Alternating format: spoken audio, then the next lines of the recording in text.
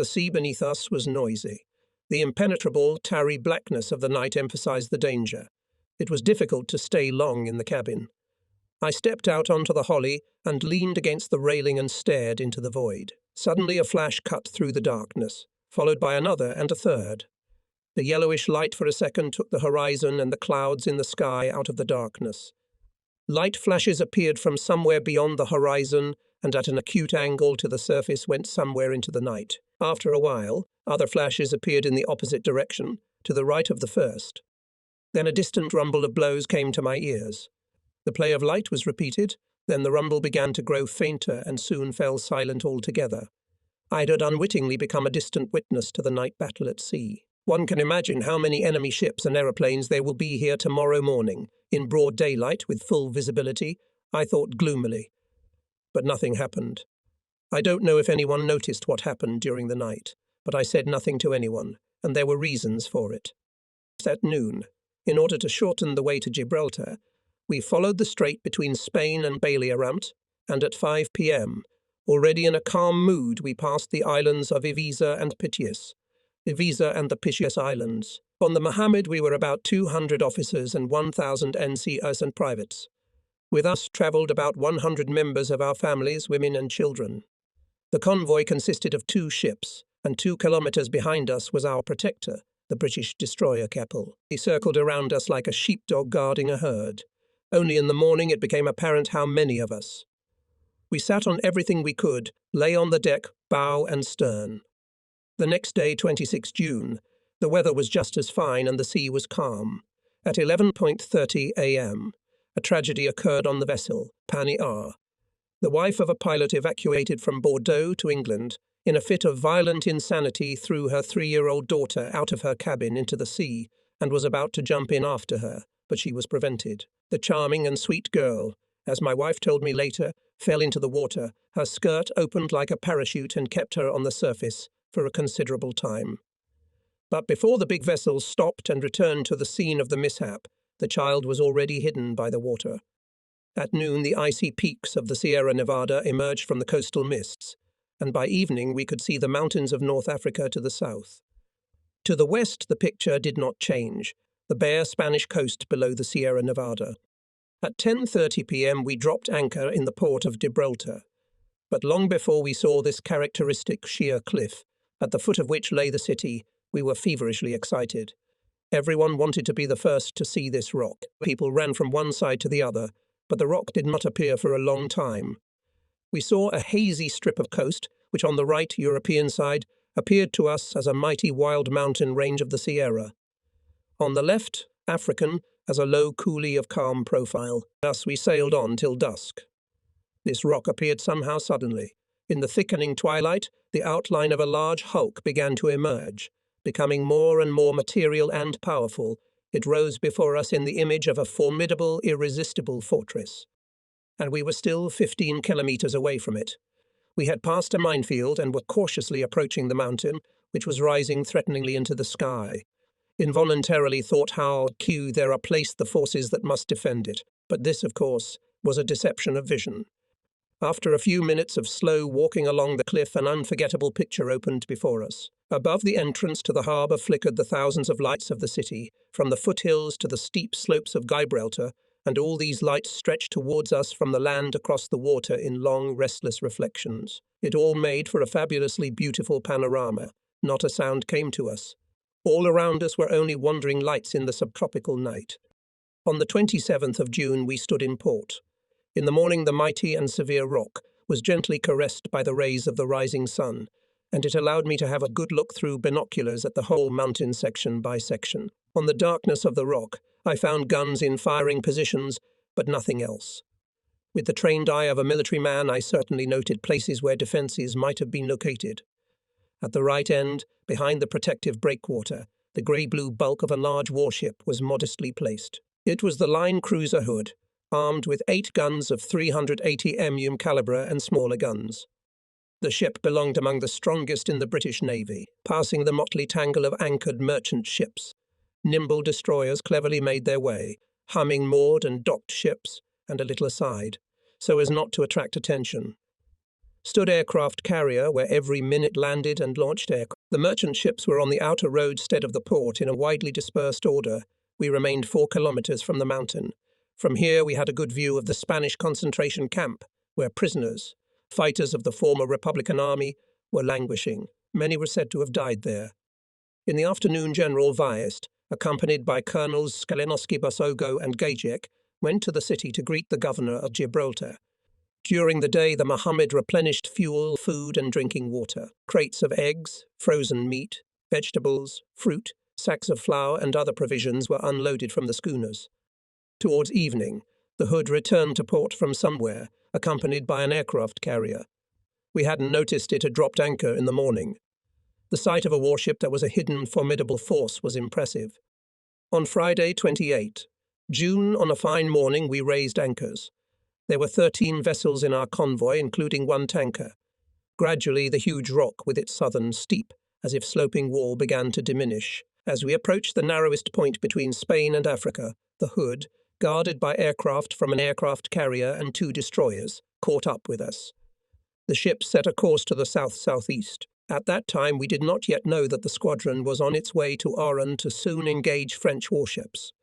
At that time, nobody knew that the mighty warship Hood had a sad fate waiting for it, that on 24 May 1941, off the coast of Iceland, when pursuing the German battleship Bismarck, it would be sunk with its entire crew of 1,400 men. The shells of the first salvo fired by the Bismarck from a distance of 20 miles hit the British line cruiser, penetrated the armour and hit the ammunition depot. The explosion blew the battle Colossus into small pieces, so the beauty of the British Navy, the proud Hood, ceased to exist. Then, on 27 July 1940, the line cruiser majestically passed us, and we waved to the sailors on board, and they cheerfully answered us. Our convoy was guarded by 4 destroyers, 2 in front and 2 on the sides of the formation. Now we knew that we were going to England. We sailed very slowly. Mohammed moderated his speed, adjusting it to the speed of the slowest ship in the caravan. Before noon we reached the Atlantic Ocean.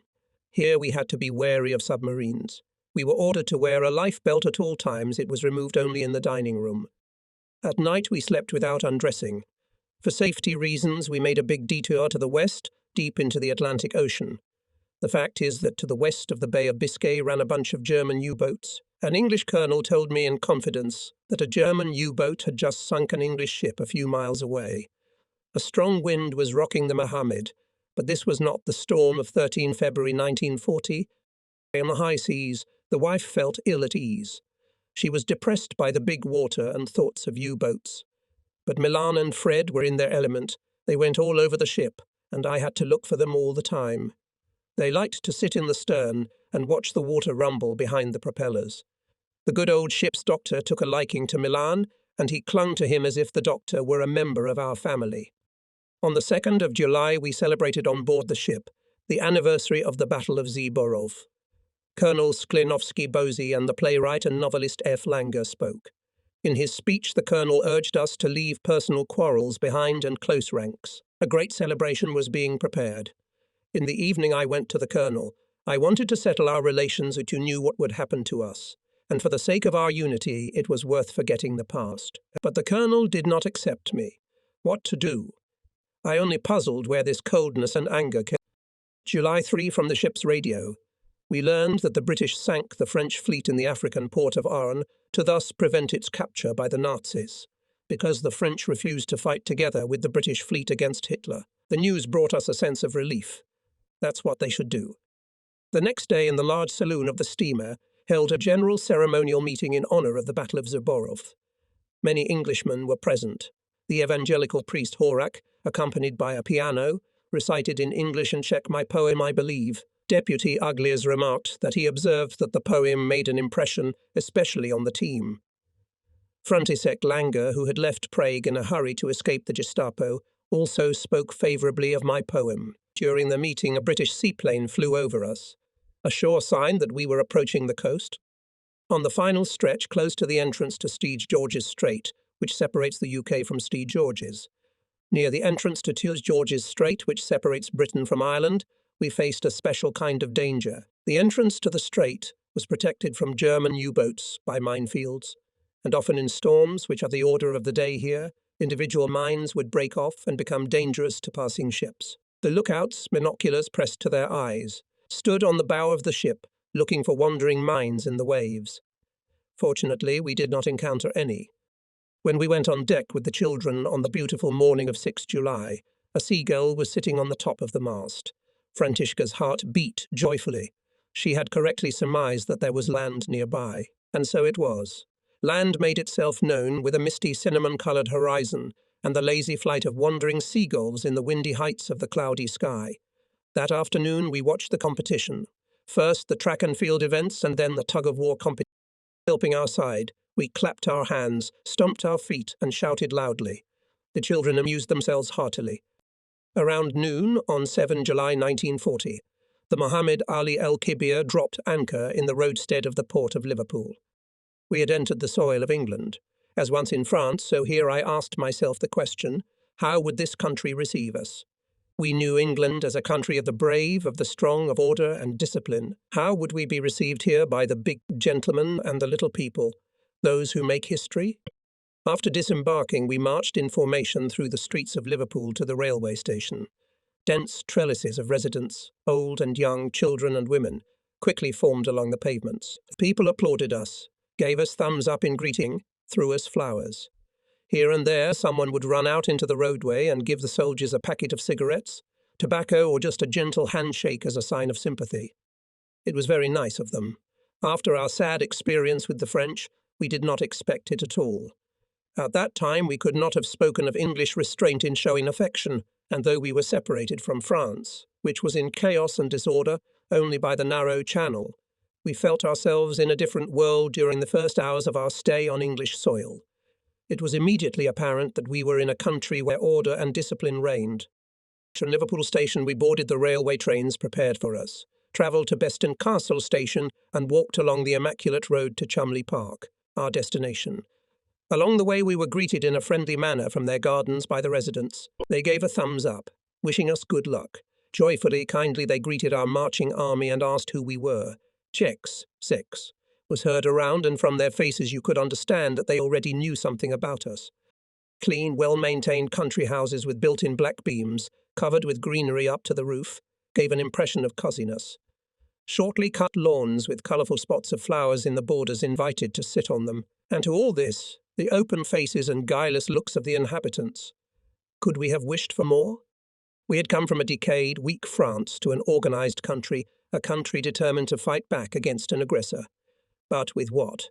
With our bare hands. Some 350,000 men had reached the island after the retreat from Dunkirk, and all their armaments were the spoils of the enemy, for the defence of England had no guns, anti-aircraft, artillery, and above all tanks. The light weapons available to the army, save for a light machine gun of the Bren type, which was produced under Czechoslovak license, were obsolete, but they were also in short supply. The militia, made up of ex-military men and civilians, armed themselves, out of necessity, with burdants and sharpened iron bars from park fences. Even historical halberds from museums and family estates were used as weapons suitable for close. In addition, Churchill, in these critical days for the country, sent the only tank division, which could prevent a German invasion of England, to the Middle East to protect vital communications with India. The few ships carrying a cargo of rifles that Roosevelt hastily ordered sent to England were a poor match for the courage of the British. On the way to Chumley Park, we crossed a tree lying across the road. It was supposed to be an anti-tank obstacle, and this in the middle of terrain where tanks could easily move in all directions. It seemed ridiculous, even naive, but it was honest. Actually, it wasn't funny at all. Everything that served defence, the British took with the greatest seriousness. They would fight heroically with all the means at hand, die by the thousands under the aggressor's blows, but they would not surrender. The only thing they could do to repel the enemy was their will and courage, the unbreakable will to resist.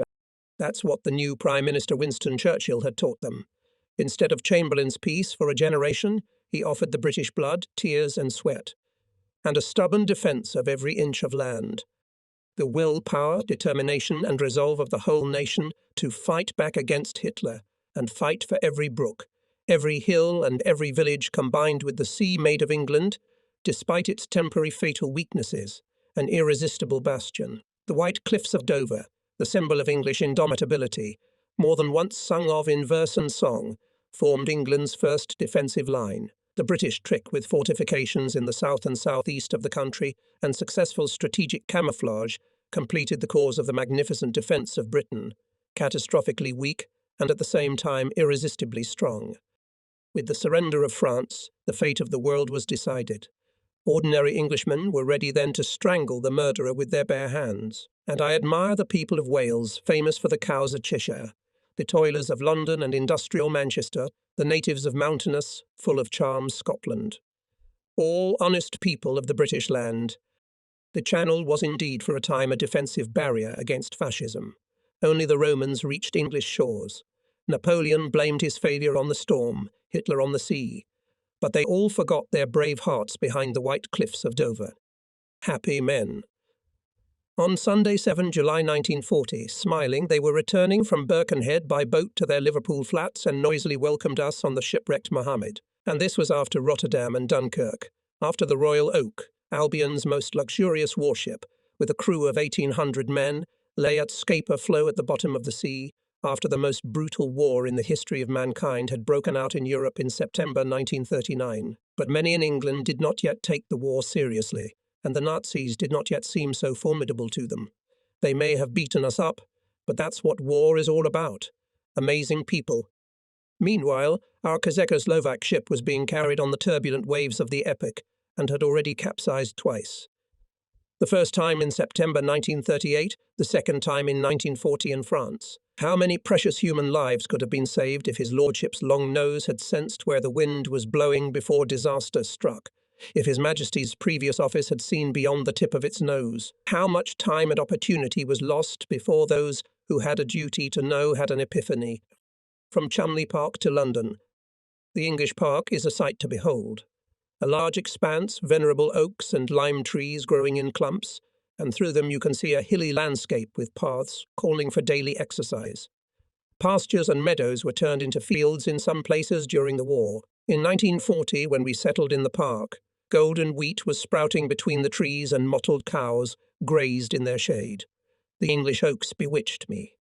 The tent city adjoined the trees, and the Czechoslovak soldiers did not live badly here. The equipment of the camp was satisfactory. Here the events culminated on 26 July 1940, the day of the arrival of the President of the Czechoslovak Republic, when 539 soldiers left the army in protest. These were all consequences of France. After the evacuation from France, I held no post in England and was placed on the list of officers without functions. The undeserved fate filled me with bitterness, but my position at that time allowed me to feel more acutely what was happening around and in the men themselves. I saw better the relationship between cause and effect. France was repeating itself. At night, disgruntled soldiers and young officers secretly came to my tent to share their doubts and disappointments with me. There were some among them who wanted to solve everything in the shortest possible way. Relations in the Czechoslovak camp in England were indeed complicated. The citizens of the Republic, who had found a temporary refuge here after the tumultuous events on the European continent, had experienced the demoralizing influence of the defeat of France and the French environment of the time as a whole. Exhausted by the fact that the hope of returning home was fading, people were confused by the rapid change of events and change of views. Ideological differences that had already emerged in France were boiling over. Political and class stratification in the army was deepening. Official and then personal ties began to weaken noticeably. Cases of individual and mass gross violations of discipline became more frequent. In the camp, there was an atmosphere of uncertainty and distrust of some towards others. The feeling of mutual respect disappeared. The negative sides of human nature became active. Honest, patriotic people, and there was a majority of them, experienced the moral crisis of the army hard. These people were looking for methods and means to achieve a breakthrough.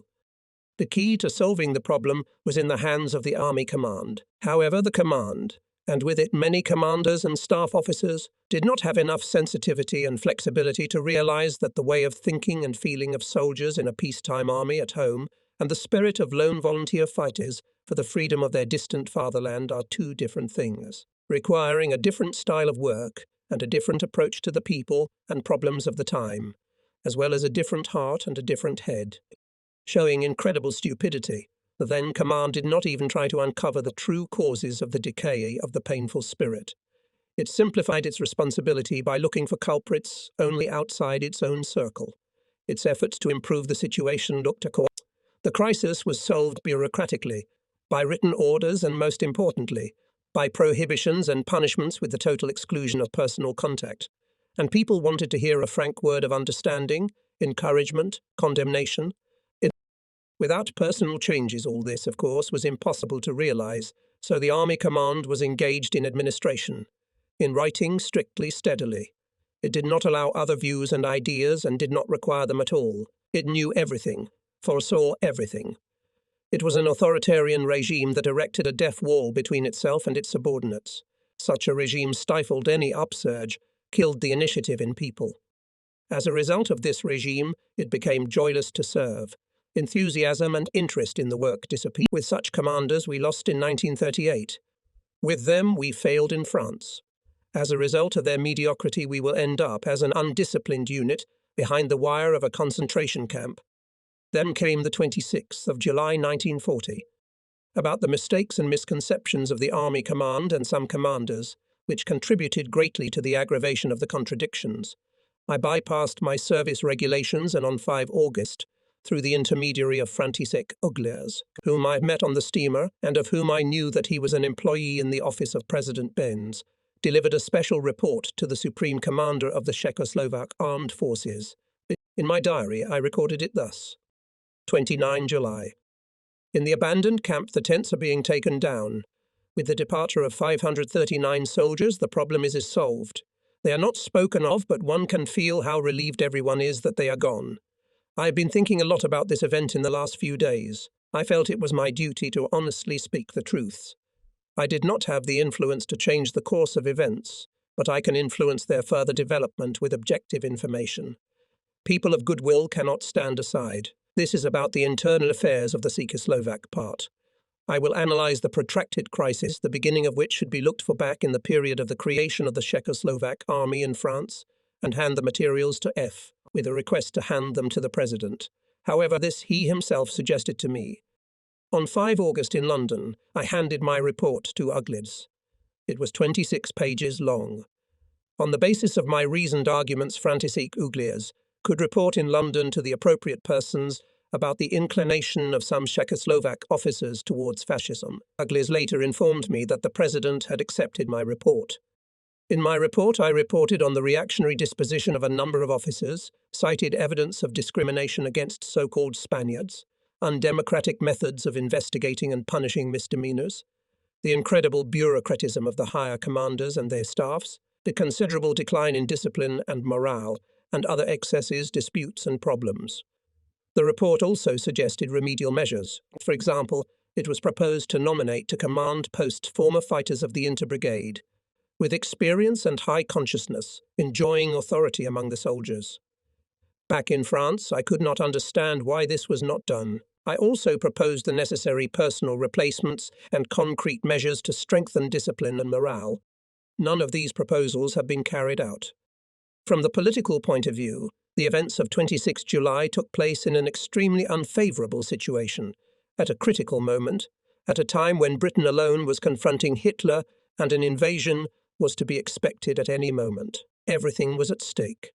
The defeat of Great Britain would allow Hitler to concentrate almost all the enormous military and economic potential which the Reich had at that time on one single front, against the Soviet Union. The general consensus at the time was that Hitler would attack the USSR in the near future. At that time, the Czechoslovaks' duty to their homeland, their loyalty to a struggling England and the practical expression of a positive stance towards the Soviet Union was not to weaken the anti-Hitler war effort, but to concentrate their common forces on the defence of the island. The events at Chumley were not the fault of any one individual. The blame fell on all. There were gross overreaches on the part of the commanders, but the subordinates did not fulfill their duties either. When the most conscientious part of the camp began to break discipline, it allowed persons who did not take a favourable attitude to our cause, or in time ceased to do so, to frustrate all efforts to remedy the situation. The atmosphere in the camp became fraught with conflict. Misunderstanding and intolerance reigned, and everyone lacked political foresight and tactical foresight. Irreconcilable contradictions prevented a correct assessment of reality. Maximalist demands and one-sided dogmatic position in the conditions of 1940 could not constructively contribute to overcoming the crisis and the establishment of lasting unity in the ranks of the fighters. The greatest blame falls on the system itself and on those who introduced and stubbornly supported it. It is better not to remember.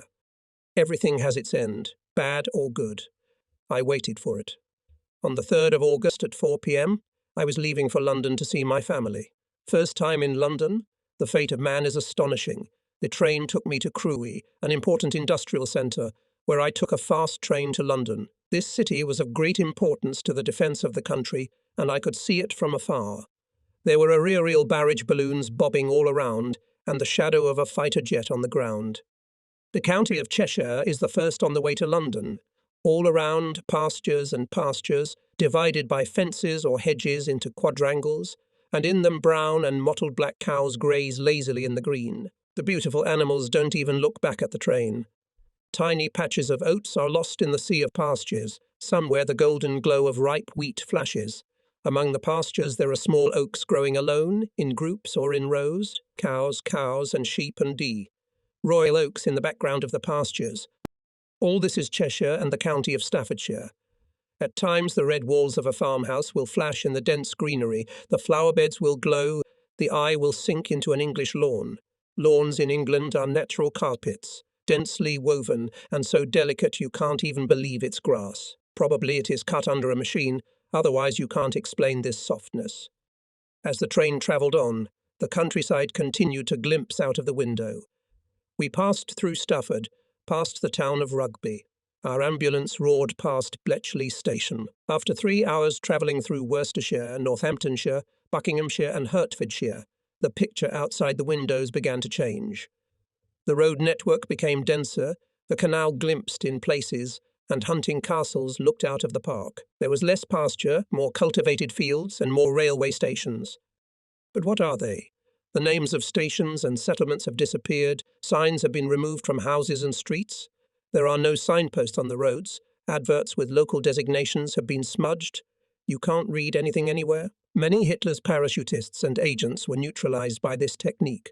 Having lost their orientation, the Germans had to ask the locals, which gave themselves away, despite their excellent command of English. They had no use for the stations written in the guidebook if they didn't know where they were. The industrial centres became more dense. The town houses stood in rows 1 to 1, almost indistinguishable. However, London was still 45 minutes away. We drove into it all of a sudden.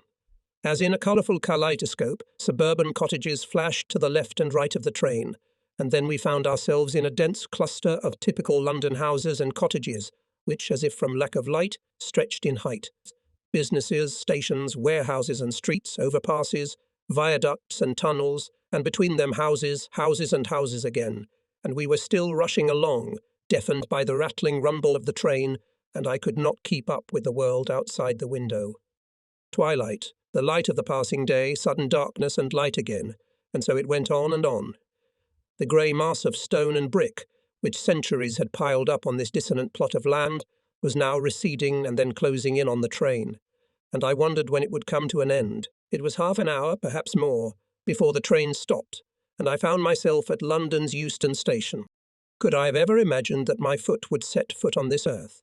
Excited, I stood on the platform for a while and then travelled roundabout to my destination.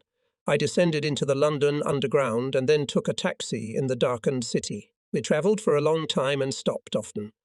The driver illuminated the street name and house number signs. Finally, we were at the place. I rang the bell. The doors opened and we hugged. We saw each other for the last time on 13 March 1939. The next day night, Emil Strankmuller, Major of the General Staff and Head of the 2nd Division of the Information Service of the ND Ministry of National Defence, together with Colonel Moravec and his information team, flew to London. This was around midnight. And at dawn on 15 March, the Germans entered Prague. I said hello to Frantiska and Major Strankmuller's wife, not noticing that Milan was sitting on his bed in the same room, waiting for his turn. But he could not wait any longer, and he rushed towards me and opened his arms. A minute later, Fred did the same. A few days later, I returned to camp. The Blitz? Time had passed. The chestnut trees had rusted and the linden trees were almost completely leafed out. On 14 September 1940, I left the gates of Chumley Park for Crewe for the train. It was a quiet, warm, melancholy autumn. I remembered how dryly General Myroslav of Neumann had bade me farewell today.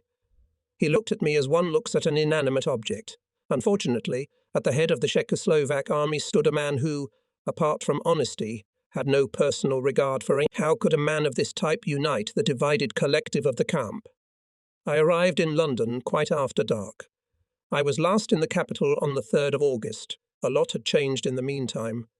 At Oxford Circus I wanted to take the tube, but they wouldn't let me on. The platforms were packed with women and children who were spending the night here on improvised beds of blankets. The women knitted, read, talked. Soon the same fate awaited us. This wasn't the case last time I was here. When I did take the metro and got off at another station, the sirens were just honking the horn. The end of the air assault. Everything became clear to me, including why the train was slowing down in front of London. The taxi driver brought me to a place and told me to get off. It was completely blacked out. You couldn't see a thing. Then someone I couldn't even see clearly told me to get a bus. The bus came, but it didn't take me. I had to wait for the next one. The next one didn't go to Dayleach. I only got on the 4th bus, but it didn't take us far. There was another air raid. All the passengers got off at the bus stop near the British Parliament and ran for shelter. Alone in the street. This was a place I had never been before. Big Ben was rising menacingly right in front of me, and I couldn't help thinking how strange it was to be standing here in the dark during a raid, in the place where England's history is made. I felt eerie in the monstrously huge, seemingly extinct city that covered an area of 4,200 square kilometres.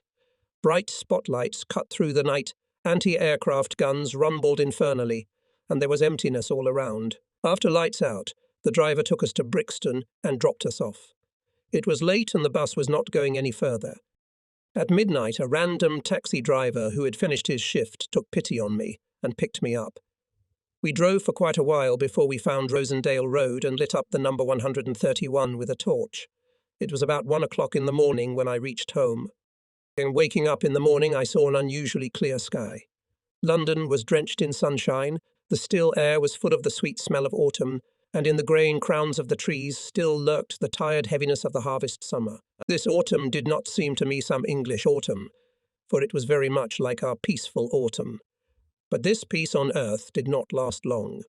Suddenly the sky became a battlefield. In mute amazement we watched from the garden as high in the sky silver flies swarmed furiously around the slower German bombers. British Hurricane and Spitfire fighters whizzed frantically across the sky, leaving behind them intricately intertwined white lines.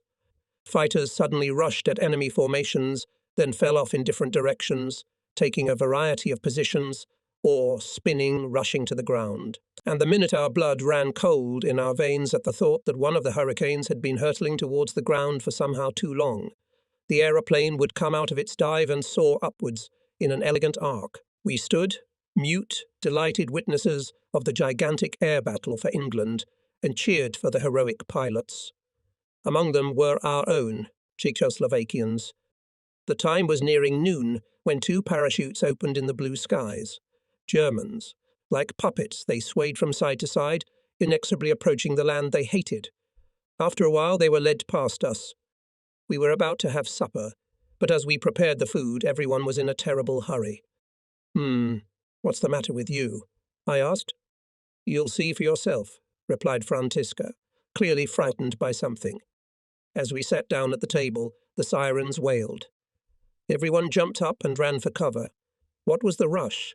I didn't realize at the time that they were already experienced, and I was left alone at the long table. I'm not leaving here. I mentally declared to myself with all the determination I could muster, and there were reasons for that. Yesterday I had tramped some lord's lawn at the Czechoslovak army camp in Chumley Park, and in the evening in the confused maze of dark London, I had groped my way through one of the thousands of streets of the great city. And when at last I found myself at a table of fine food and drink in the deserted dining room of a lodge in Rosendale Road, I had to go. Who would want to leave all that? And why the fear? London is so big and our little house is so tiny. What danger is there? But then my wife came running into the dining room, her eyes wide with terror. She grabbed me by the arm and pulled me towards the door. Then I was pushed indiscreetly into the shelter, and someone slammed the door behind me. We were in the shelter.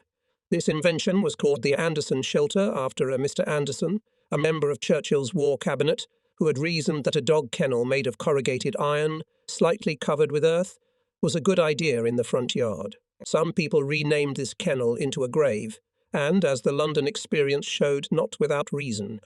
Our grave had an area of 4 square metres, and the air in it was 6 cubic metres. That night there were 3 women, 3 children. Fred sat in a neighbour's shelter, 1 colonel and 3 majors of the Czechoslovak army. The shelter was in the garden, 15 metres from the house, buried in the ground in a 70-degree arc. Up to half the height, the corrugated iron walls were encased in earth. Like herrings in a barrel, we crammed into the black hole of the shelter. I sat at the very doors, stretching my legs through someone else's. Everyone was waiting. I couldn't see Františka in the dark. There was silence for a long time. It was the first time I had been in hiding. In Chumley Park, we used to watch the flight of German bomber formations marching on Liverpool at night, standing up, and nothing disturbed the silence. Was there any point in continuing to sit in this cramped space? Quiet, it will be soon, said my neighbour. The night is clear. The expectation of something bad that must inevitably happen, but is not yet happening, terribly unbalances a person. We became nervous. Why aren't they flying? Everyone wanted it to go away soon. Finally, the heavens opened above us. The engines roared at the zenith. It was an unpleasant moment, of course, purely psychologic. After all, the aircraft in the zenith was already safe for us. The bomb, which he will now drop, will not fall on our heads, it will fly forward. But what if he had dropped it before, and it was now descending on 131 Rosendale Road? The distance the bomb will travel after the inertia of the bombing is happiness for some and ruin for others. The children were asleep. The batteries near us were making a terrible rumble. When they fired heavy shells, our shelter shook. Then we listened to bursts somewhere far away from us. They came like a soft rumble from the depths of the air, like blows under a feather-bed. Then silence, again the blows, and again silence. Then a hail of shrapnel rained down on us. They thudded on the roof, clinked against the stones, ricocheted against the drain pipe. It seemed that it was our turn. It was a remarkably clear night. There had been a full moon the night before. I felt the iron wall. It's strong, it'll hold. Some inner voice urged me. It will burst like a shell. Another said confidently, don't reason and believe. Faith is salvation. I said to myself mentally, if your faith deceives you, what of it? What will happen you will never know. The batteries increased their firing. It was only now that I suddenly realized that disaster was coming, that it was nearer and nearer. The guns were rumbling round, the explosions were deafening, and I was increasingly overcome by a premonition that something would happen to us this night. I tried to make sense of my feelings. I had lived away from my parents since I was 15.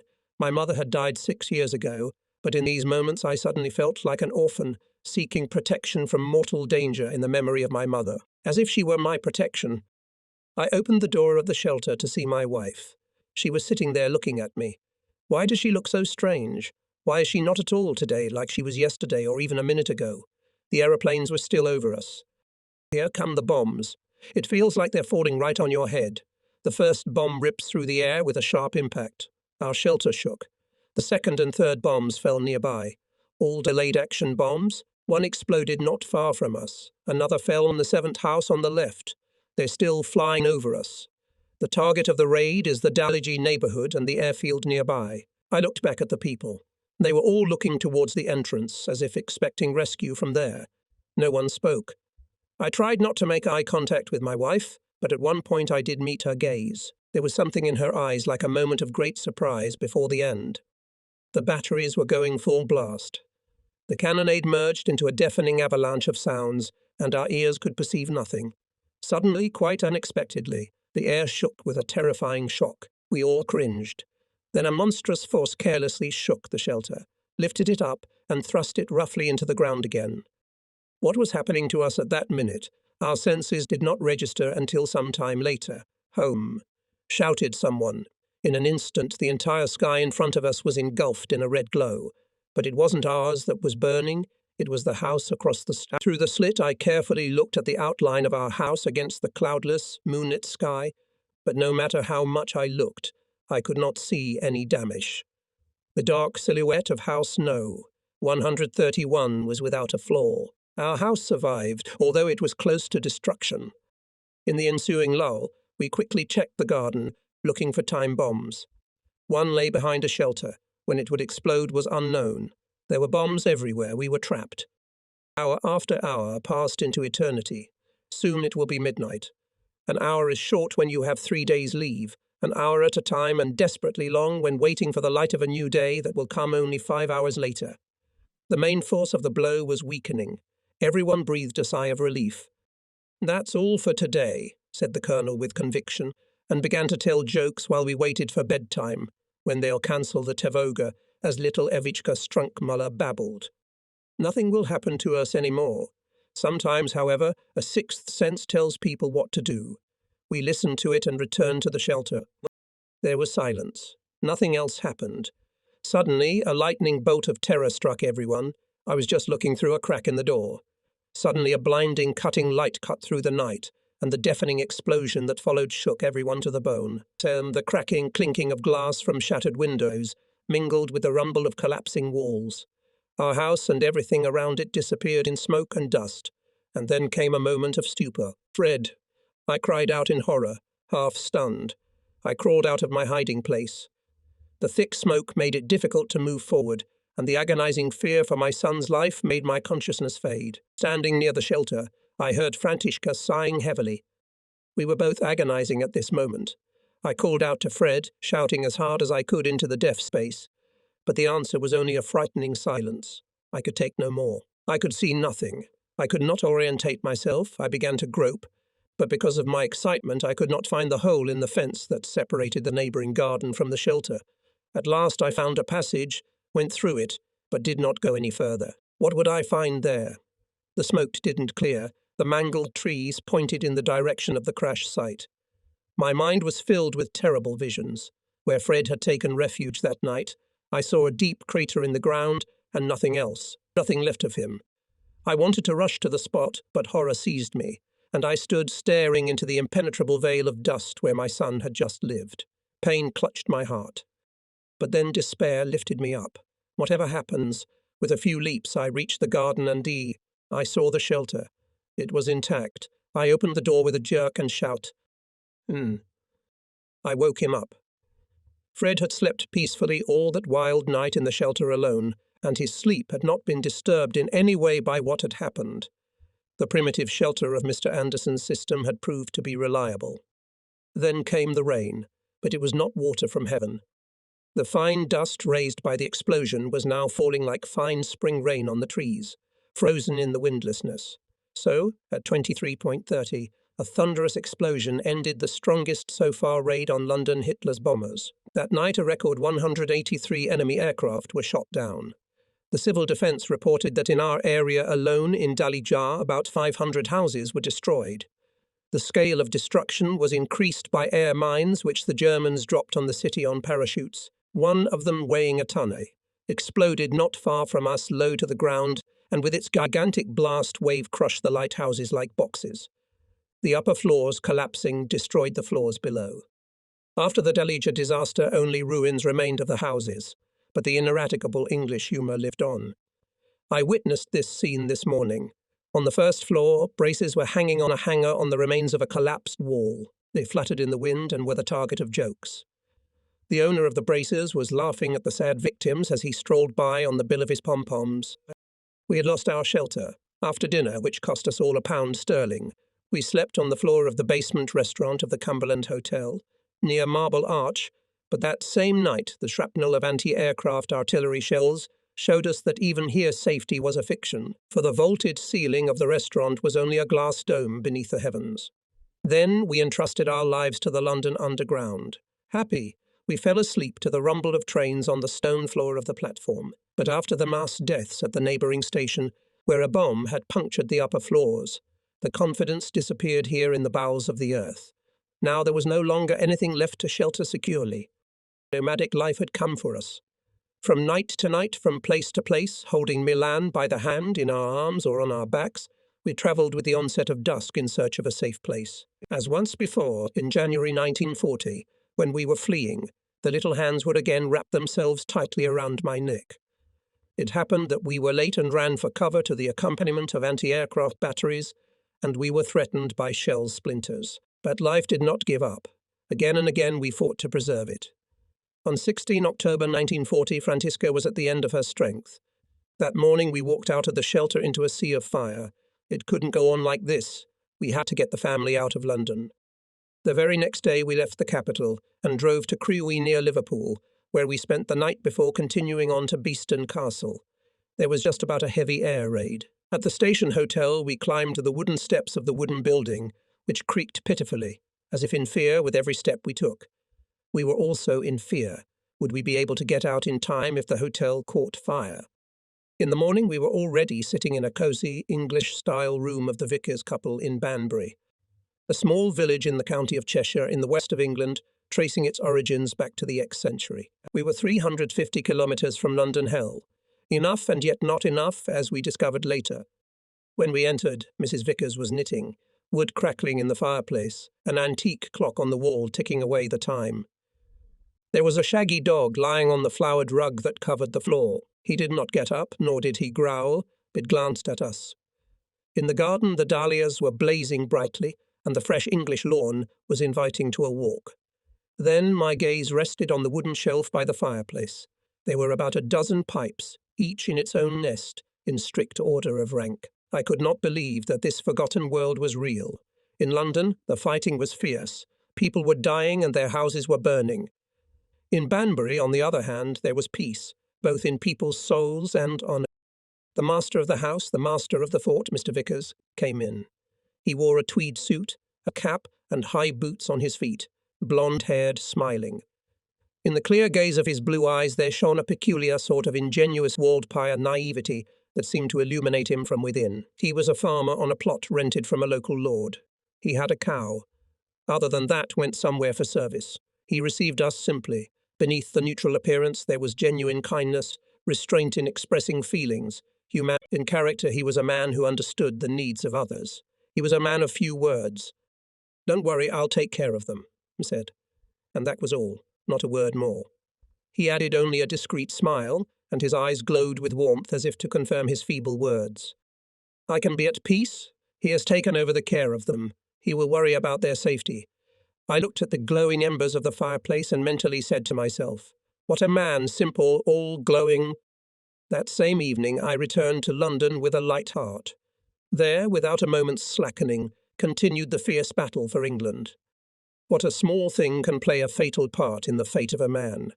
Ducked to the sight, lies in the cockpit of the aircraft German navigator Bombardier, closely watching the target, lit by the full moon.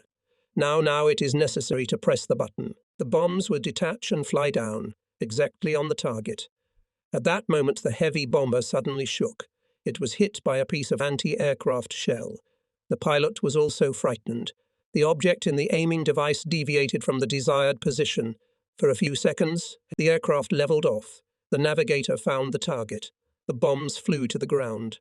In half a minute, the messengers of the humanist culture of the 20th century will sow death and destruction among the people on earth. There used to be such a pretty street in London, small houses like toy houses, with gardens around them, and in the houses, human happiness. Now that street is gone, and the happiness is gone too, and never will be. All that's left of the street are ruins, and under them lie people, adults and children. Do you hear that? Children lying under those heavy blocks. Children who are not guilty of anything, children who said, "Oh, I wish I could grow up." Scream, scream. Let the whole world know that beneath these piles of stone and brick lie children, tender children, smelling like wildflowers. Maybe among them is that blonde-haired little boy who sat on his father's lap and said, "Daddy, I'm afraid." And do you know what his father said to him? "Don't be afraid, son. London is so big and our cottage is so small." He told him that, rocking him on his knees, and little John believed it. And then disaster came, and his lips were forever numb. No more will the boy tell how he felt when the world was crumbling over his head. Nor will his mother call out to him, "My dear boy." The beams of the destroyed house fell on the curly heads. The tender hands were crushed by the terrible weight of the stone grave. And so the children lie there in a street that no longer exists. 500 meters away from the street is a large park, a typical London park. Few trees, lots of grass, beautiful paths. Bombs would have fallen on this park if the pilot had steered the plane smoothly and the bombardier had kept a precise direction on the target. Instead of destroyed houses and dead people, only the ground would have bled from the impact. Maybe a tree would not be green anymore, but a mother would not lose her child and her spouse. I wanted to shout to the whole universe with grief for the murdered children in all corners of the world. Laylam, Laylam, why are you so close to me? I returned from Banbury to my son in London on 18 October 1940. For 2 days Fred lived there all alone. I was afraid for him, and with good reason. German fighter planes were so brazen they were coming into London in broad daylight. They would rush at a chosen target or, in unfavourable weather, through a veil of fog, throw bombs at the city at random. There would be an explosion, and only when the fighter had already gained altitude did the people realise that an attack had taken place. In the evening the bomber formations arrived, and then the scorcher began. Anxiety followed anxiety. The area around the Cumberland Hotel, not far from the opulent Marble Arch, which no one still knows what it is in honour of, was devastated beyond recognition. A good thing Francisca and Milan were out of town. When I returned to London, the train dragged extremely slowly, or perhaps it seemed so to me because of the excitement I felt for Fred. I found my son in the ephemeral sanctuary of the hotel. Leaving one, I returned to the other. On the 22nd of October, Fred left London for a new school in the province. He had just turned 16. Cornwall's school at Camberley had made good preparations to welcome our children to the Bohemian school. Fred will now be safe and healthy there. Yes, safety for children is first and foremost. After my son's departure, I was orphaned. Our family was now in 3 different cities: London, Banbury, Camberley. The nights in London were bad. For head fog behind. At the insistence of my wife, who asked me not to stay overnight in the flat, I would go to the underground in the evening. This was where the regular clients gathered. This was where those who had no safer and cosier refuge came. This is where the people of London came. When there was an air raid, a dense crowd would rush down the escalator. Even as you pull off, the stale, exhausted air hits you in the nose. The platform is jammed. People sit shoulder to shoulder, lie down, wrapped up in plaids and coats. The elderly are dozing in various poses. Small children are running around exhausted mothers who pay almost no attention to their children. Occasionally there is a loud cry from a child, but even the older women don't care. They talk, knit and read, as if they were at home in the silence of the room. Next to a young girl with coral lips, an old man lies on the floor. His veins are blue and swollen. He is not well. Next to him is a paralysed man. He, too, wants to live. The underground is presented in its full nightly cast of characters. The people are silent, withdrawn. Amazing people. In quiet heroism, they accept things as they are. We must endure, they say, but they will pay us for it. At Marble Arch, Lancaster Gate, Queen's Road, Notting Hill Gate, Oxford Circus, Bank stations, everywhere the same picture of mass suffering and determination. A hellish night passes, and in the morning people go to work as if nothing had happened, and the next night they lie down again on the bare slabs of the underground. Later they will be given 3-story folding bunks, but there are not enough for all of them. And in the evening there is a prostitute on the same corner again. People in cafes sit in their usual places, and children prepare their homework. Life doesn't give up in the thinned streets, it continues to pulse. People put up props to the house, put up the British flag and go about their business. In France, the law of life led to surrender. There one wanted to live for the sake of life itself. Life was valued more than the nation, more than France itself. In England, life was kept alive to save the country. On the 10th of November, I moved into the one-room flat of an actress. The landlady had preferred to go to tranquil Scotland. The rent was not particularly high. From the 6th floor of a modern apartment block on Kensington Park Road, I could see the chimneys of the houses on the opposite side. English chimneys have a poetry of their own. They have up to 5 pairs of superimposed clay chimneys sticking out to improve the draught, and hardly two of them are the same shape. Therein lies their charm. I reclined in the luxuriously upholstered armchairs and played the piano. Then the raid began. It was the first raid I'd had in my new flat. Above the roofs of the neighbouring houses, the whole sky was lit up with flashes of anti-aircraft guns. Their volleys merged into a continuous murmur. New shells, which the British fired at the German planes, burst, scattered myriads of stars. The moon illuminated the roofs of the houses with a dead pale light. In a number of houses, instead of walls, a crumbly notch was left from the bomb explosion. Below lay a pile of rubble. The magnifying glass peered into the exposed gut of the surviving rooms. The night was glorious, cloudless. The Germans had struck twice that night. The civil defence men urged the tenants to go down to the shelters, but I could not leave this seductive flat. Bombs exploded. Then there was a deafening bang, and the big house shook. But I stayed in the room. On the ruins of one house I read the next day a scrawled inscription. "Hitler will not take away our son." Londoners read the inscription and smiled. Every day after 6 o'clock in the evening the whistling started. The guns did not stop, and wave after wave of bombers came to London. This time I did go down to the shelter. The newspapers were reporting a big German raid on the city. Other reports said that reservists had been called up in America, and soldiers were on their way from Australia to help their mother country. The forces were consolidating. This was already encouraging. In the crowded hall of one London Danziger 18 November 1940, an aerial bomb exploded. The surviving musicians immediately played a popular song, "Cast Away Your Worries," and then sounded National England Will Always Be. While rescue efforts were underway, the visitors, including the injured, sang along. My family nearly moved again. It's a long way to Banbury, and the railways in England are expensive. Instead of travelling so far and seeing your family so seldom, it would be better to rent a nice little house, fully furnished. 3 steps from London for nothing. My friends told me and advised me to go to Staines, west of London. From there, they said, it is not far to Camberley, where there is a Sikh school. My son would be close by, and London would be just a stone's throw away. It was tempting. In November's bad weather, I travelled to Staines. There were plenty of offers at the letting office. The neighbourhood of London didn't seem safe enough for the cottage owners, and they preferred to leave it as it was. The price of rented accommodation had fallen considerably. That suited me just fine. The girl at the bureau put the rental adverts on the table. Laleham, 14, Moorhayes Drive. 4 rooms, bathroom, kitchen.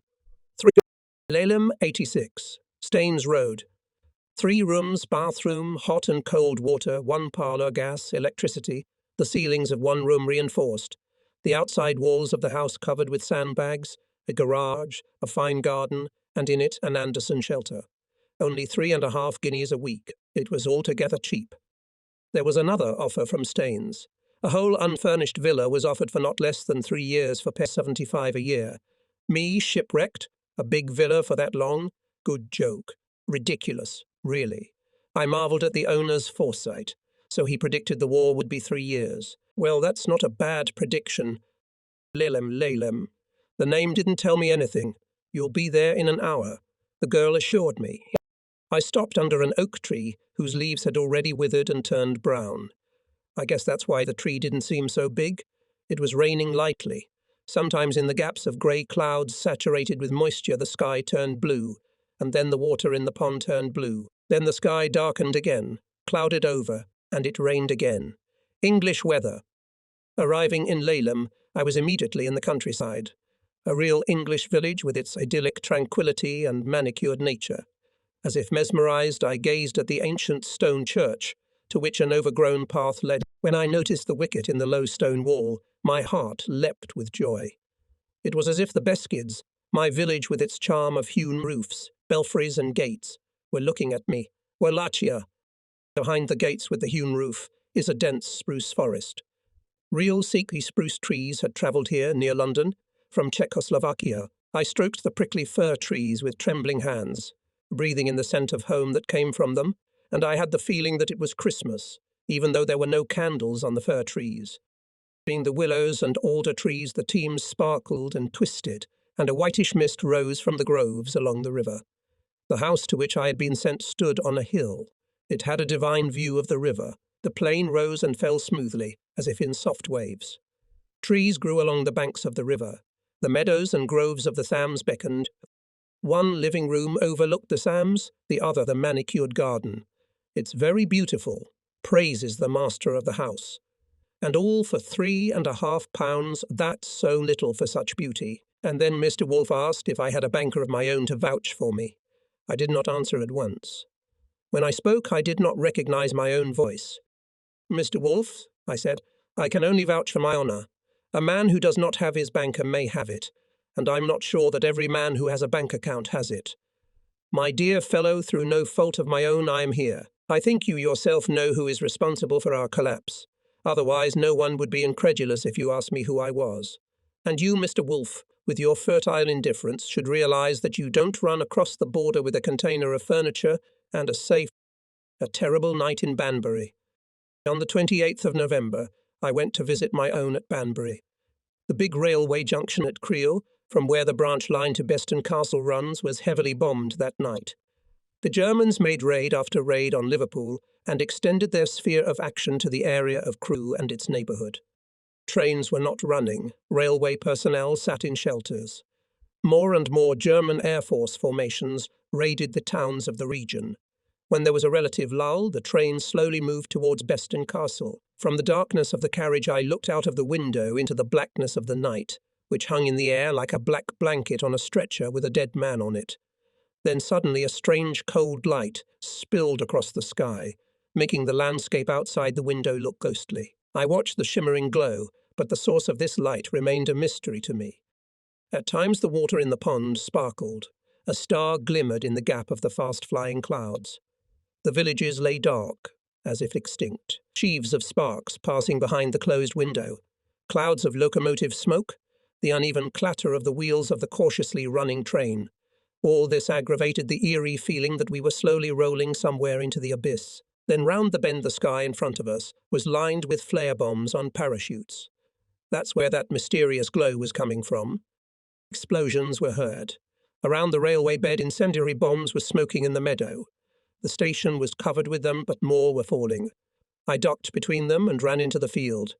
After the incendiaries came heavy, high-explosive bombs. What was it that the Krauts had thought of throwing bombs on a farmer's land, subjecting lost villages to a massive attack? The night shook with resounding blows.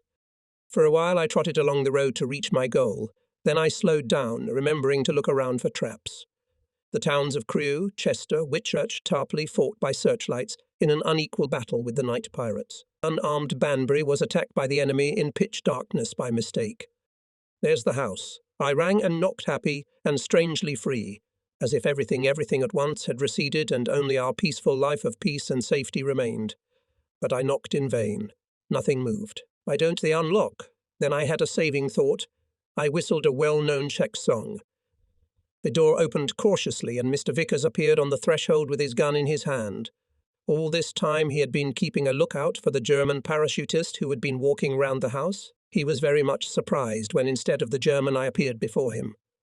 Under the stairs, both women and children huddled together in fear of the Jerry, and Stanley was determined to sell his life dearly. The next day the irreparable almost happened. That morning Vickers and Milan were surveying the area after the raid. On a neighbour's property, a huge bull, dazed by the bomb blasts of the previous night, came upon them unexpectedly. Stanley managed to throw Milan over the fence and at the last minute jumped after him. One more second, and we would have lost Milan. In the crater from the bomb, which fell 300 metres from the vicar's cottage, a lake 10 metres wide and 4 metres deep had formed. And there were many craters in the field, like mushrooms after rain. Christmas 1940. Christmas was approaching. Already in November, I began to think about how I could give my children a wonderful, unforgettable Christmas. After all, it was the first war Christmas in a foreign land. I wanted to make up for the loss of their home, to please Francesca, our hosts, and their children. After all, we owed this family a roof over our heads. It was a lot of trouble, but it was the kind of trouble that makes you young at heart. I went round one shop after another, choosing gifts with pleasure. The assortment was rich, the prices were still peaceful, the quality was high. There was plenty to choose from. At Oxford Circus, I saw a customer looking at a toy car. I was stunned. It was exactly the same technically perfect car that Milan, to his great dismay, had to give up in Welk. The little boy never stopped regretting this loss and longed for his car all the time. I would have paid anything to get it. It was the last copy, and the customer could not make up his mind whether to take the car or not. For a minute, the customer put the toy on the table, and I, without waiting for his final refusal, grabbed the car, paid in a flash, and rushed away, taking away the precious booty. On the way, I was already thinking about how the car will come from Velka to Milan to England. The English don't know Christmas magic. They give out presents in advance throughout December. They have no weakness for Christmas trees either.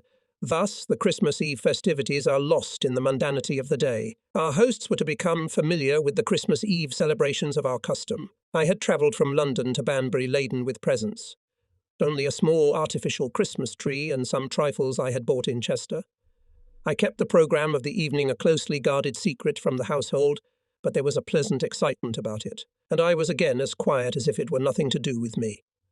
About 5 o'clock in the evening I threw everyone out of the room and began to prepare for the evening. Time passed in tense expectation, and then the bell rang, announcing that our Mikuláš had come, that he had brought presents in a sack, and that he must hurry up and go on, as he had a lot of work to do on such a day. In our family, traditionally, our father summoned us under the Christmas tree, and I kept this custom. Milan opened the procession. He was followed into the room by Mr. Vickers and his wife, followed by Františka and Fred. On a table in the middle of the room next to the British and Czechoslovak flags stood a decorated Christmas tree with candles burning on it. Under the Christmas tree on the table and on the floor on the carpet were packages and bags tied with beautiful ribbons. The shocked spectators sat down in their chairs and did not know what to look at. Their eyes were scattered. This was not their custom. We made mutual toasts. Mr. Vickers wished us a speedy liberation of our homeland. I wished him every blessing. The women could not conceal their emotion, and the landlord himself wept. And they say that the English are cold people, so our landlord was an exception. In the spirit of our old ritual, I asked Stanley to distribute the presents. Milan, as he unwrapped his presents, was burning with excitement. He took off his jacket and then his jumper because he was so hot. A big box, in it a smaller box, then a smaller box, then another smaller box, then another. Lots of paper in the boxes, and nothing to see. In a hurry, he threw away the empty boxes and finally reached a small, modest box. He opened it, jumped up, splashed his hands, and shouted, "Car!" Then he gently took the toy in his hands, pressed it to his chest, and forgot the whole world. When I leaned over the sleeping Milan at night, his cheeks were red, and he was clutching the little car in his hand. Fell over the city. On 29 December 1940, a Sunday, I was writing New Year's greetings to friends. What I had not had time to write before 7 o'clock in the evening was no longer written. Suddenly the air was filled with a terrible rumble, and Luftwaffe formations were coming at London in a steady stream. The scale of the attack foretold the dimensions of the disaster that was approaching the unfortunate city. The night fighters took an unequal fight in repelling this attack. They could be heard manoeuvring at high speed to take the enemy bomber at gunpoint. Bomb after bomb lay down in the neighbourhood of our high house. Thunderous blows shook the air. Inside the house everything was crackling. Not far away, St. Paul's Cathedral towered above the surrounding houses. Bluish and reddish flashes illuminated its dome. The silhouette of the temple loomed like a symbol against the sky. Only half an hour ago, the impenetrable black night suddenly brightened, and a strange pink glow flooded the whole sky. The darkness was replaced by an unnatural twilight that resembled an eclipse of the sun. 6 bombs exploded, one after another, not far from our hiding place on Kensington Park Road. One of the bombs fell very close to our house. Paintings swayed and hit the walls. The piano made groaning noises. I quickly got into bed and suddenly felt everything in me and around me tumble from side to side. The bizarre light never faded. The window facing west could not see what was happening. Driven by curiosity, I stepped out onto the flat roof of the 9th floor where the civil defence observers were. What I saw was beyond description. It could only be compared to the phenomenon of solar prominences. In the east, the sun was glowing. The entire horizon from left to right was ablaze with fire. The tongues of flame reached enormous heights. The city was burning. Thousands of buildings housing shops, banks, offices, warehouses were burning. In an area of about 4 square kilometers, everything was destroyed. The fire, organised by Goering's aviation, which as a result of Sunday's mass raid dropped tens of thousands of incendiary bombs, caused catastrophic damage, as the Nazis were well aware of the specific features of life in the city. There were about 500,000 people here during the day and less than 5,000 at night. The commercial and industrial centre was empty after the end of the working day, and at the end of the week a few hundred people remained here. Shops, offices and firefighting facilities were locked on Sunday evenings, and firefighters lost a lot of time while they penetrated houses and got on roofs to put out incendiary bombs. To contain such a fire while simultaneously bombarded with high explosive bombs proved beyond their strength. The city was reduced to ashes. On New Year's Day, the third day after the fire, I took the metro to Steeples Station to see what was left of the city. I could smell the smell of burning while I was still in the subterranean rooms of the metro station. The underground building had burned to the ground. The only floor that remained was the one that covered the local fires from above. I wanted to see St. Paul's Cathedral. When I asked a citizen for directions to the cathedral, he looked at me strangely and silently pointed in a direction. I looked in that direction and saw an unforgettable picture. Above the smoking wreckage of the houses, half shrouded in a smoky haze, the majestic dome of the cathedral rose high into the sky. On its highest point gleamed a golden cross. The temple stood untouched, just as it had been centuries ago. Around it for almost a kilometre were only bare walls with burned holes through which grey smoke lazily drifted. Numerous crowds of Londoners wandered around the destroyed city all day, stood pensive and walked on in silence. It would be wrong for anyone to mistake their calmness for indifference. These men with a pipe in their mouths remembered well what they had seen. Another thing was incomprehensible: Hitler's idiotic misunderstanding of the character of the British. After all, on many examples the fascists could make sure that the inhabitants of the island empire do not react with fear and panic to enemy attacks, aimed against their fighting spirit. The Nazis already had enough evidence that the barbaric way of waging war against England is ineffective. And despite this, the Nazis destroyed Coventry, burned the city, allowed other mass atrocities. This cannot be explained other than a blind lust for destruction. Hitler's deputy Rudolf Hess assured the German people that the British now have one concern: how to push back the deadline for certain defeat. He should have listened to the conversations of ordinary Englishmen in the streets, in the factories. On the trains, the English are not the French. In one of the former main shopping streets of the city I stopped, amazed at the devastation produced. The thaw. And 5-story houses on either side of the street had been turned into piles of bricks, and through the openings formed it was evident that the houses which stood beyond the red line of the street had also disappeared. The picture was the same in other streets. One cloth shop had miraculously survived, only it didn't have that note on the door, open as usual. That inscription on the door meant much more now: a brave, indomitable English character. The city fire of 29 December 1940, seen by me from 15 kilometers away, made a lasting impression on me. The Soviet Union will never forget it. Hitler, who in a brazen speech in August 1941 announced to the world that he had given the order to stop munitions production because the German armies in Russia were not meeting proper resistance and the roads to Leningrad, Moscow and Rostov were open. The same Hitler in December 1941 tearfully cried out to the German people in December 1941, urging them to produce as many arms and ammunition as possible. Schafft Waffen, schafft Munition, Munition, Munition, Munition. Hitler hysterically shouted at his countrymen, begging them to triple their efforts to produce arms and ammunition. The unusually bloody battle for Moscow, its far and near approaches, which broke out in September 1941, ended in early December with the Soviet counter-offensive, which lasted until April 1942. In difficult, extremely difficult and harsh conditions, the Red Army fought this battle, not even having numerical superiority over the enemy, and for the first time in 6 months of war, inflicted a serious defeat on the main grouping of Hitler's troops, such a defeat that Hitler began to call for help to the entire German people.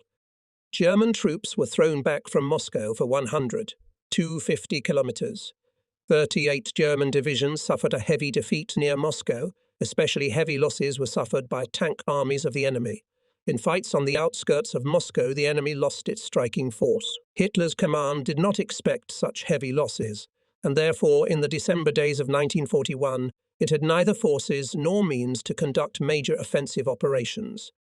heavy losses in the winter of 1940 and 1942, and the fact that the strategic objectives were not fulfilled led to the fact that the German command was forced to gradually weaken in the first months of the new year, the defence in the west. It hastily transferred large reserves from France and from other fronts to the areas threatened by the Soviet counteroffensive.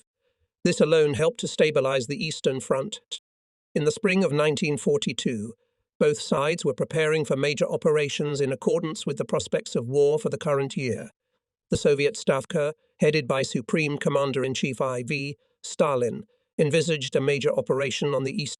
Stalin assumed that the main offensive operations of the German command would begin most likely in the Moscow direction, then in the south of the country. In the spring, Hitler again stated in a boastful speech that as soon as the roads dry up, the German grenadiers will march to finally and irrevocably conclude the war in the east with victory. For the immediate period of 1942, Hitler's military strategy counted on the defeat of Soviet troops in the south, in the areas of Donbass, Kharkov, Kiev, the occupation of the Caucasus, access to the Volga and the capture of Stalingrad. The achievement of these goals could practically equal the destruction of the Soviet Union as a state. This was a mortal threat, and therefore the Soviet command was preparing for heavy clashes with all its forces and means. All resources, both military and political, were thrown on the scales. The most effective form of assistance to the Soviet Union during this period would be the creation of a second front in Europe. The leading statesmen of the anti-Hitler coalition, Churchill and Roosevelt, promised to open such a front as early as 1942. Hitler's command, endeavoring to maximize the force of the main blow, was removing everything possible from the other fronts. A second front. Back in 1942, that was the decision.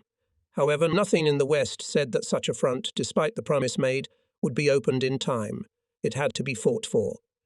But how? Everyone fought to the best of his or her ability. At the Oxford University Debating Club, to which I was invited on 20 December 1941, I gave a lecture entitled The Battle for Moscow and the Prospects for War in the East in 1941. The main issue of my lecture was the reasoning behind the necessity of opening a second front as early as 1942. In the same spirit, I spoke on the BBC in London on 19 June and 15 October 1942. But words remained words. What was needed was action. The Soviet ambassador in London, Bogomov, and Colonel Sizov, the Soviet military attaché to the Czechoslovak government in London, spoke about this. What lay beneath the phrases about preparations for the opening of a second front, and what was the actual strength of the German defence of the Western Rampart in France? In 1941, I headed the research team of the 2nd Division of the Intelligence Service of the Ministry of National Defence. In London, the head of which, and at the same time Deputy Moravec Chief of Intelligence, was a famous intelligence officer, a modest and peculiar man, Major Strunkmuller. My task was to check and evaluate the information, ours and others, which was supplied by the agent's network, to make operational and strategic conclusions on their basis. I was aware of everything that was going on. I knew that the Soviet Union was facing a severe test. I foresaw, and not without reason, that the second front, promised in 1942, will not be opened. The defensive rampart in the west, say, very strong, and the Allies are not yet ready. At the same time, Hitler was withdrawing divisions in France and sent to the Eastern Front to compensate for the huge losses and prepare for a decisive blow. Calls for the opening of a second front were louder and louder. Everything said that a decisive battle was brewing, and it was the most appropriate moment to provide effective assistance to the Soviet Union. The monstrous scale of destruction on the Soviet-German front depressed me, and I planned to collect data on the actual strength of the German defense on the Western Front. If it succeeds and the result is favorable, I will get the strongest argument in favor of opening a second front. How many divisions will the German command be forced to hastily withdraw from the Eastern theatre of war and transfer to the Western theatre of war, in order to strengthen the line of defence here in the event of the opening of a second front? To calculate all this, I had such possibilities. With the consent and full support of the head of the 2nd Department, I decided not to sit idly by waiting for the heavy days of the approaching offensive, when the Germans would be the first to attack the Soviet defences, because then it would be too late to analyze the missed opportunities. Only evidence of the weakness of the defense of the Western Rampart only strong arguments for the fact that now the most convenient situation for the landing of the Allies across the English Channel in Europe can bring real help to the Soviet Union in a difficult situation. I set to work. I had to study in detail the defence system of the German armies in the West, starting from Holland and ending with the Pyrenees. We then received quite complete information from our agent network, in particular from Switzerland. However, information about Hitler's forces in France came spontaneously, disorderly, irregularly. Sometimes it was difficult to determine when and whether the necessary information would arrive. Therefore, it had to be purposefully requested and sent, accompanied by precisely defined requirements and checked and qualified again and again. The messages received had to be evaluated, analysed, and finally synthesized. The most important thing were the conclusions. All this Sisyphean labour was done for their sake. Operational and strategic conclusions, which I arrived at after several months of work, were set out in a 30-page report and gave an unequivocal answer to the question of the power of the Western rampart. They shook to the core the thesis of its insuperability and eloquently testified to the serious weaknesses of the stretched coastal defence system. It turned out that after the Battle of Moscow, the operational density of the rampart defence fell sharp. Some divisions of the 1st Echelon had even 90-kilometre sections of defence, lost in its numerical composition of low-power divisions, transferred here from the east, were characterised by extremely low combat effectiveness. The troops fell morale, lack of weapons. Operational reserves were still weak. Strategic reserves were not available at all. They had already been brought into the fighting in the east. Long-term fortifications were not completed. Such was the strategic concept of the rampart defence. The received information allowed us to draw conclusions about the quality of commanders. The detailed study of the rampart, when we had to deal with individual divisions and corps, did not reveal anything. Of course, there were also white spots, which could not always be solved. However, we tried to reveal many inaccuracies by means of conclusions and comparisons. There were, of course, more important sources of information about the state of defence in Western France. But our voice from Bayswater also sounded convincing. The new facts collected in one document made a strong impression. When I later, one spring day, handed the report to the Soviet military attaché, he, after perusing it carefully, "The Soviet Union will never forget this." The report, signed by Colonel Moravec in 11 copies, was handed over to the intelligence services of the Allied armies in London for further use. After the war, it, together with the archives of the 2nd Division of the Minnow in London, was handed over to the Ministry of the Interior in Prague. After the transfer of fresh reserves, particularly from France, the enemy regained the initiative lost in the Battle of Moscow. On 17 May 1942, Hitler's offensive in the south of the USSR began with the main blow in the direction of Kharkov, Voronezh. The Soviet defence was broken through over a large area. The enemy penetrated to the Don and made its way along the river to Stalingrad. The world was numbed in horror, with the Soviet troops hold back the terrible onslaught. The spectre of catastrophe kept people awake. The fate of Europe was on the scales. The military situation of the Soviet Union was worsening. There was a direct threat that the enemy would reach the Volga and Kuban and seize all communications leading to the Caucasus, along with the most important economic area of the USSR. And now, in the period of the highest danger, it was the right time to open the second, Western. I finished my comprehensive report on the Wehrmacht defence system in the West with the following phrase: "Now the most favourable conditions have been created for the invasion of Europe through the Channel. The arguments in favour of this were in my favour. However, the second front was not opened in 1942, and the gigantic burden of the struggle against the Nazis fell entirely on the shoulders of the heroically fought people of the great country of the Soviets. Why? Because on 11 November it was possible to send a large landing fleet around France to the remote shores of Africa, and the Allied troops, advancing at a snail's pace, without a strategic impact on events on the Eastern Front, were already approaching the south of Italy. The invasion of France, through the exsanguinated Western rampart, also lay within the real possibilities, especially since the situation in 1942 promised the greatest benefits. On 3 October 1942, Stalin, in answers to questions from the Moscow representative of the Associated Press, Henry Cassidy, reminded the Allies that they must fully and timely fulfill their obligations to open a second front. At that time, Allied preparations to seize North African shores were in full swing. North African shores, and this at a time when the position of the German defence of the western rampart was deteriorating sharply. Shortly after the end of the war, I was at a reception in the Kremlin, in St. George's Hall, together with the Minister of National Defence, General Ludwig Svoboda, when Stalin raised his glass and looking at us. Nazdar.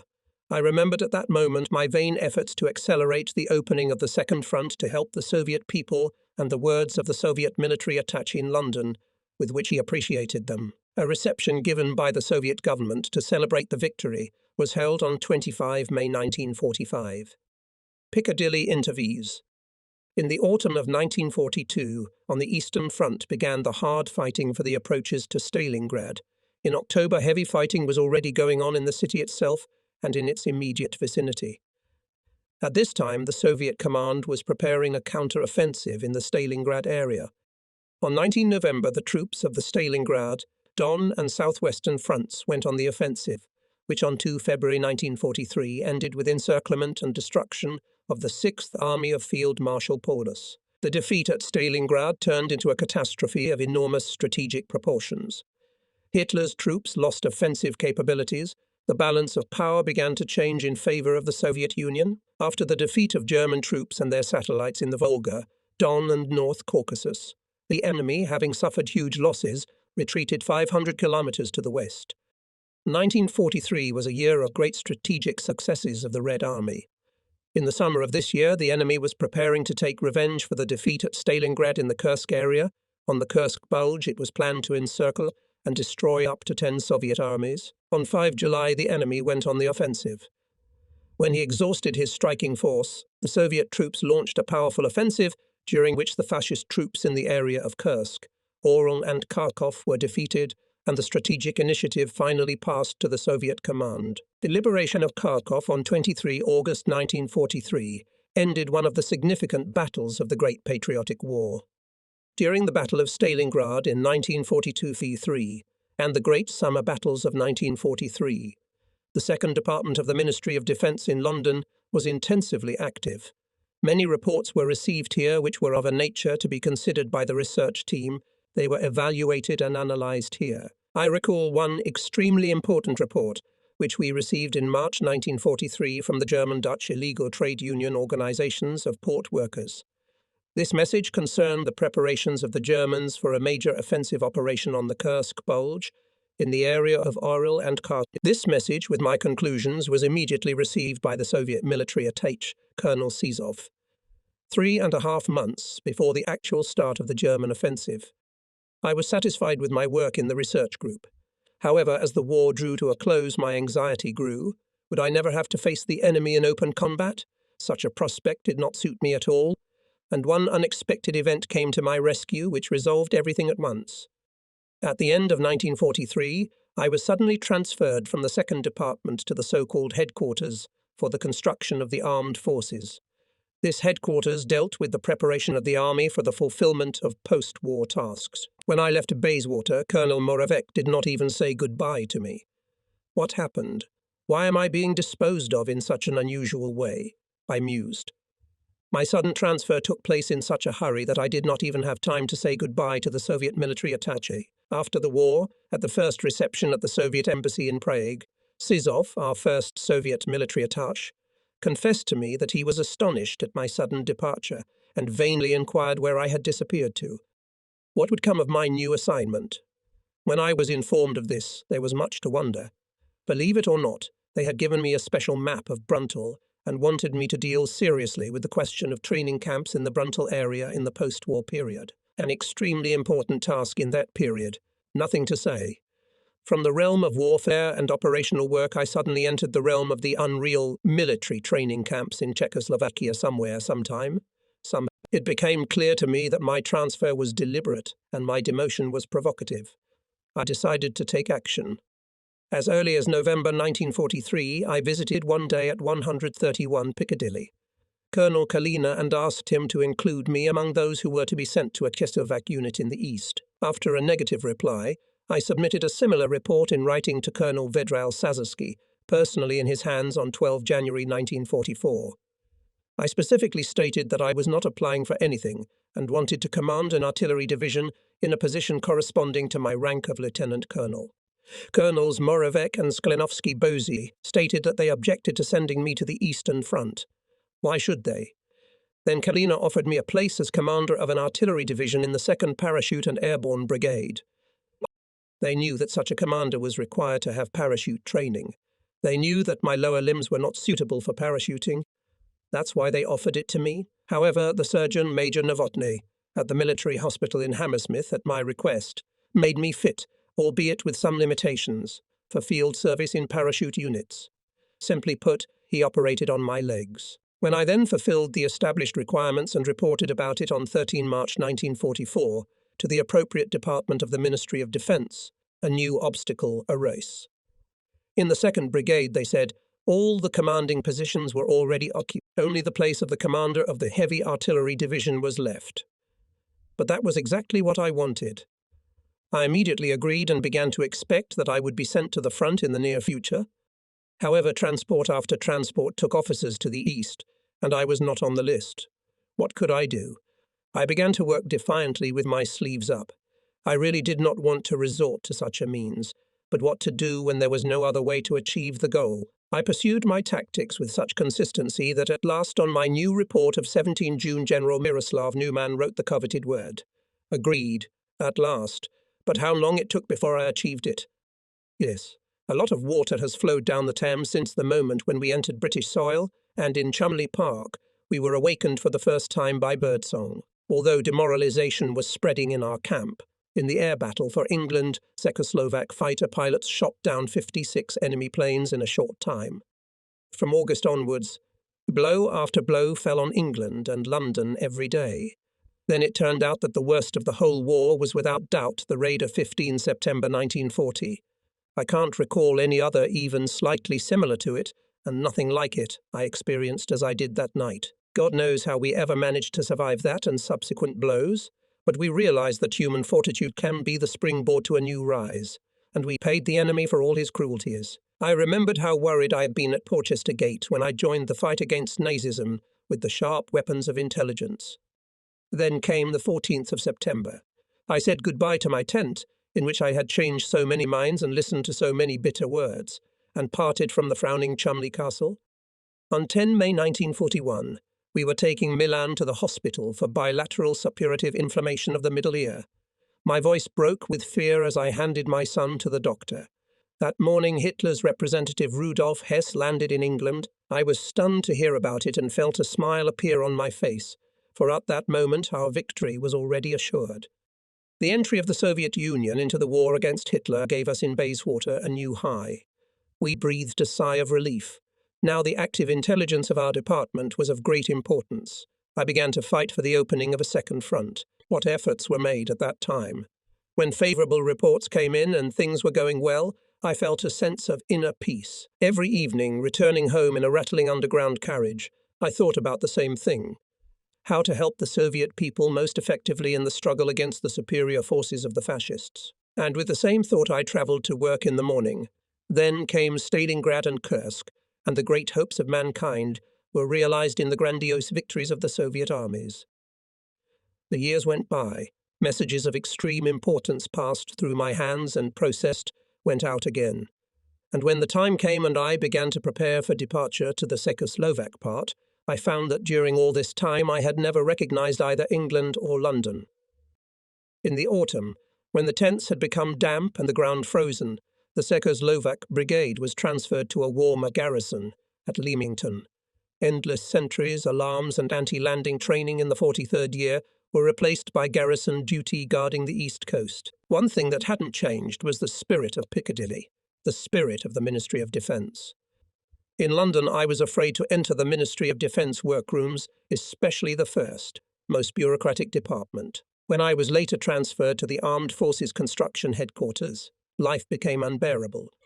Memory after memory passed before my eyes. Was life in England idyllic? That depends. It didn't seem so to me. There were terrible things happening every minute, and I knew about them, closing my eyes against all the horrible things I had to see. I was so at times withdrawn into myself that I did not notice some minor things that were far below the level of my consciousness. I used to talk out loud to myself at home. No, life in England was not idyllic. Then, when I was informed that I had been put on the list of transports to the east, I sat back in my chair with satisfaction and thought. Up to the time of my departure for the front, I had been very much interested in the identity of the commander of the Czechoslovak Eastern Unit to which I was travelling. I was not acquainted with General Svoboda, but strangely, he attracted me with something. He seemed to me somehow close to my soul, although I had never seen him. Maybe it was because of his speeches, which I heard and read and which captured me. Behind them, and at a distance one could sense a big man. I often caught myself thinking of the commander of the 1st Czechoslovak Army Corps in the USESA of the minute when I would look him in the eye. Before setting off on my long journey, I had many adventures with the German Fal-1 rocket. When the British public was first introduced to this weapon of destruction on 7 June 1944, they could not immediately shake off the ghastly impression of a mechanical assassin pouncing on London. And although the enemy human pilot, endowed with a controlled will and full of fierce hatred in his heart, was even more merciless than a small unmanned Feu, with a ton of explosives on board and a precisely measured range, people were frightened by the unknown. Where and when will this terrible robot fall, flying adamantly along the trajectory given to it? It happened so that the Nazis put this weapon into use earlier than planned. The reason for this was the continuous bombing of their launching sites on the French-Belgian coast. At the worst times, several hundred flying bombs reached London every day. Where this robot fell, thousands of people died under the rubble of houses. The howling sound that accompanied the flight of the Feu-1 kept millions of inhabitants in terrible suspense. Holding their breath, they waited for the end of the game with life, this spectacle played by the grunting monster. There was a thunderous bang, clouds of dust and smoke rose, houses were turned into rubble. When the engine of the flying bomb stopped because of the lack of fuel, the robot descended to the ground in a planned flight, and even in broad daylight it was impossible to determine the place of its fall. The worst were those minutes in anticipation of death. However, the shock of the Feu-1 was not long-lasting. This was taken care of by the British themselves, their stubborn and courageous nature. They accustomed themselves to perceive mortal danger fatalistically, as an element of everyday life. They went to work with it, to the shops, for a walk. Jet shells were destroyed from night to night by bombardment of launch pads. They were shot down by fighter planes over the English Channel and in the countryside in the south. The 4-1s were getting tangled up in barrage nets on the outskirts of London. One afternoon, and we were listening from the top-floor windows of the headquarters building near Hyde Park, trying to catch the direction of flight of 2 approaching flying bombs. We couldn't see them yet, but from the sound it seemed as if one of the bombs was coming straight at us. Then we saw it. It seemed as if it would pass by, but in the last seconds we became speechless with fear. The bomb was coming straight at us, and, moreover, it suddenly stopped humming and began to lose altitude rapidly. So the collision of Feu-1 with our house was inevitably approaching. How stupidly people behave at such moments. We bounced against the wall, someone got under the table, someone ran out of the room. The robot flew close to the pipes of our building, and 200 meters away it exploded with a rumble at the very edge of the park. A deep crater was left in the ground. In the other wing of our building, the explosion tore out all the window frames. At last, the long-awaited hour had come, and I was preparing myself with hope for my imminent departure to my unit.